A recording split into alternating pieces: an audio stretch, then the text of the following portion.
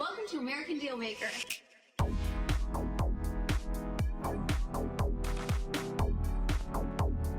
After the episode, it's your turn. Welcome to the American Dealmaker podcast, where startups that push the envelope come to you, the Dealmakers. Startups based in San Francisco come to shake things up. In today's episode, a startup founder hailing from Chino Hills in Southern California, who is currently a student at University of Pennsylvania. He's here in San Francisco for the summer, working on his startup, Philanthropy. I'm excited for him to enter the deal room. Thank you to WeFunder for making this podcast possible. After the show, head on over to Twitter and vote on if you think this startup is a big break or a big mistake. Find out if Rohan has a deal. Let's go to the deal room. Welcome to the deal room, Rohan. Great to be here. So happy to have you here. I know that you are spending the summer in San Francisco, and it was quite probably a mission for you to get here today. So I appreciate you making the time and being on this podcast. I first of all just want to say that I love what you're working on. I think it's going to be extremely exciting to get a little deeper into your journey and your business today. I'm thrilled for you to be here. Likewise. So glad to be here. I want to start with an introduction. Tell us about Philanthropy and what is the high-level pitch? Totally. So the way I've been describing it recently is sort of like index funds for philanthropy. So in my experience, in the times that I've donated in the past, it hasn't been so clear to me what to give to. I know I wanted to support things like Black Lives Matter, like Ukraine. I wanted to be able to donate to stop climate change. But there's no easy way to do so. Whenever you try to donate, you're basically faced with hundreds of nonprofits to think about. And one of the hardest problems to solve is actually impact measurement and understanding what nonprofits are doing. I wish there was a way to kind of take the infrastructure that exists in finance and bring it to sort of like the everyday person and make it easy for not just the ultra high net worth to donate, but make it easy for anyone to donate. So with Philanthropy, we're trying to do exactly that. We're trying to make it an infrastructure where anyone can just think about what they want to donate to and make it as simple as, I want to care about this issue, and I'm gonna find the exact nonprofits that do that, put it in a portfolio, and just donate directly to that, and therefore take away all the friction, and hopefully through that process, everyone can finally find an app where they can track everything they've donated to. I absolutely love that. Being able to see your impact in different areas is something that can get people really excited. I mean, I think so much of like my work experience, so much of my experience has been I'd work at a company, and then like at the end of the year they try to incentivize everyone to give and basically do like a donation match, and then every single year I basically think, what should I use my match on? I care about a few different organizations, but I can't just match to all of them, and it's not easy to have that infrastructure. So I think having this kind of approach will make it so much easier. I want to start with the platform and the organizations that you're working with. The way we're working with Philanthropy is we're actually working with sort of our own charitable giving fund. They'll then operate and basically distribute any of the funds that go through to the underlying nonprofits. So our goal with this is to make it as transparent as possible as to how money moves to different organizations and things like that. And in the process, we're reaching out to tons of nonprofits to basically say, hey, we're trying to do this thing that'll make donors effectively help them donate to you, and we want to make it so that they feel like they're receiving impact data back. So basically, we're looking to partner with any organizations that are interested in kind of making that a reality.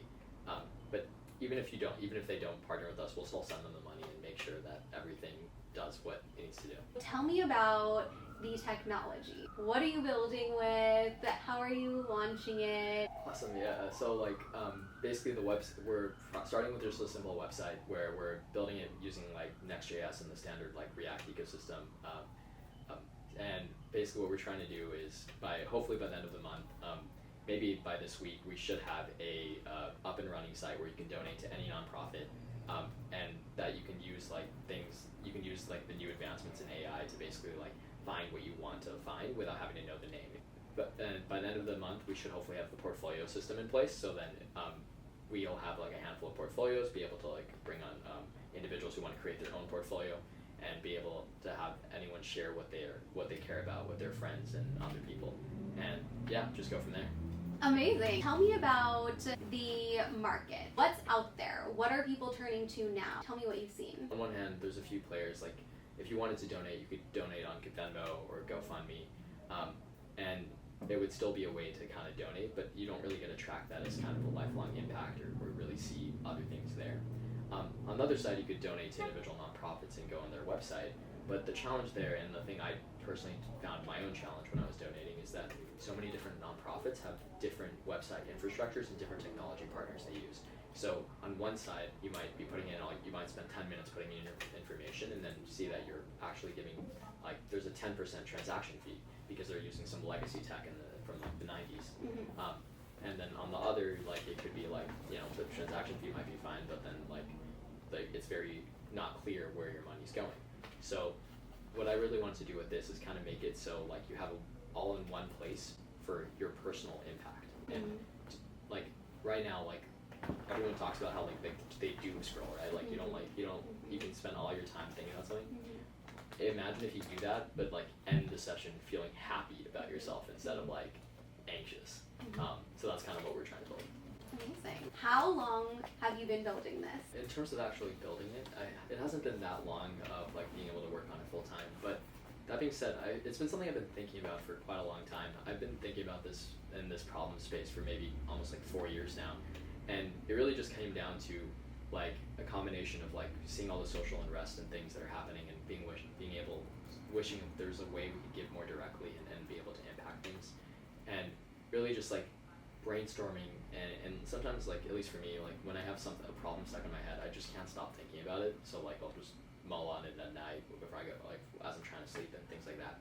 So just going through iterations. I'm currently in school right now, and part of the reason I'm in business school right now, I do my MBA at Wharton, and it's part of the reason I'm there was to kind of explore this idea and talk to as many different people as possible and really see if there was an angle that allowed there to be something that could really create impact and kind of make everyone feel like they had a place to go to. Amazing. Tell me about the nonprofits that you've started working with. Totally. So most recently I've been working with a nonprofit called Resilience Education. They're really cool nonprofit, basically helping with prison reform and mass incarceration. I actually was teaching, I was working with them and teaching classes at a local prison to some of the inmates on entrepreneurship. And I think they found it really interesting to maybe it's another avenue to get funds. Ultimately, what we're doing is helping nonprofits raise money. And one of the things that I'm kind of shocked by is if you look at how much nonprofits spend on fundraising every year, it's $50 billion. 10% of effective of a nonprofit's work and probably more time is spent fundraising. My goal with this in this kind of index approach is that you can solve two big problems. One, if people use it and just kind of donate and make it really easy. And two, if you think about all the grassroots nonprofits that just can't get noticed, the largest nonprofits have a disproportionate share of kind of their the wealth that's going to them because they're well known. I mean, I don't know about you, but I can maybe name and I'm in this space, I can barely name 5 or 6 nonprofits, and it's the big ones like Red Cross, etc. So imagine all the people that are starting out and need funding, if you could find a way to kind of give to your community, I feel like we solve that problem too. So we really hope to be a player for grassroots nonprofits to get on the ground. Tell me how people are solving this problem now. Totally. So how are people solving it right now? Well, I think when people give right now, it's kind of the status quo. It's usually event-driven, and it's usually social. So, something happens and you hear about it, you go see a list of things that you can donate to. If you're lucky, you do some research and you discover a few different nonprofits and you go to one and then you donate. Or your friend tells you about you and you donate. And that's cool, but I feel like all of that could be way, way easier. And with us, it would just be as simple as you go to us, you search what you're looking for, and that list is just one portfolio and you just donate to that. Tell me about your search. How is it different when we search on your platform than just the World Wide Web? Totally. So when you think about how most nonprofit searches work right now, you basically have to look at the name. You have to know the name of the nonprofit, or you can when you go issue areas, then you'll probably have to go through lists of nonprofits, which is fine. But then you have to wait for people to create those lists, and there's not really an easy way to go from that to a donation. So with our platform, it's as simple as when we scrape nonprofit websites and we basically get a ton of information from them, from the nonprofit themselves, as well as information from their financials and everything. And when you search something, we're basically indexing all of that data, and using sort of AI to find the right nonprofits, or like not the most accurate nonprofits, which is I don't think anyone else right now is doing. Amazing. Who are you trying to reach? Yeah. Tell me more about them. Yeah, totally. So I think like I think what we're trying to do is we're trying to make this a platform for the people, sort of like to democratize philanthropy the same way Robinhood democratized investing. I think people can make a difference, and it's less about the money and more about showing what you care about so other people can take notice and work together on solving these issues. And in that way, we hope to create communities of people brainstorming and solving problems together by kind of bringing people together based on what they care about. I think I think like I come from like a finance background, so I may not be like, hopefully I'm not the banker type everyone like hates now, but I think that in terms of being able to, I think one thing I have noticed is that like when you create like ways for people to like add incentives, right, or you change the structure, more and more people flow in. People spend a lot, like people like find a way to just be part of the ecosystem, and you get more and more money flowing into it. So something I'm passionate about is like, what if you could do that for philanthropy, even if it's just like a small amount of people at first, if like you can align the incentives and make like giving the easy thing to do, and people just come together because of it and help solve the world's problems. Like there's nothing better I could do to help the world. There's a lot of young people that want to be business owners and start their own company one day. What's your advice for founders? What would you say to someone who maybe has an idea but hasn't started building it yet? Totally. So I think I've learned a lot and spent a lot of time thinking about this topic. So I think the first thing you should think about is like what do you want to build? Like what are you focusing on? What problem are you solving really? Because like there's a difference between a good idea and a good problem to solve. And I think the founders that are most successful are solving a really real problem. And it's easy for founders to kind of get into like self-doubt and really focus on like, I need the best possible UI. I need to have everything built. And in reality, a lot of it is just finding the person with the problem and talking to them, listening to them, and saying, and just putting your product in front of them and saying, does this help you? And the best startups are the ones that you can have the worst UI in the world. It could have like, people might have to go jump through hoops to make it happen, but if it's solving a real problem, people will be willing to pay for it and we will be willing to work with you to guide the process. So I guess my only advice would be like, find a good problem. Ideally find a problem that you relate to that other people aren't aware of, and just be the most authentic and transparent person as possible, and because people will really remember that, and that'll be something that guides you. Amazing. Really get out there, speak to people, and listen. Find out what their problems are. Show them the product even if it's not fully designed, and be authentic. The problem is that not a lot of people know about Philanthropy right now. How are we going to solve this problem? Tell me about your plan for launching Philanthropy. So my plan is to build out sort of like the main features, and then just start listening, talking to people who find it useful, and continue to build it out from there. So the thing I really find like powerful about Philanthropy is it's not just we're creating these nonprofit portfolios or these nonprofit indices.